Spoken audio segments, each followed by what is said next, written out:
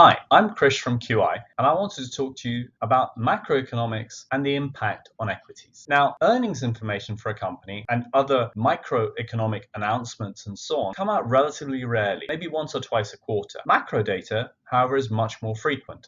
We get economic data, inflation data, and so on a monthly basis. We also have macro factors, such as, let's say, the oil price or the dollar, which are moving all the time. So clearly, there's more to watch out for on the macro side. But there's a direct linkage between macro and equity that I want to talk to you about. And in order to do that, I want to look at a profit and loss statement for a company, which is clearly the key driver for any equity. It's sales, less the cost of what you're selling, less the cost of what it takes to operate the company, take away any debt service payments and tax that you pay to the government, and what you're left with is the net income. But what's the detail underlying this?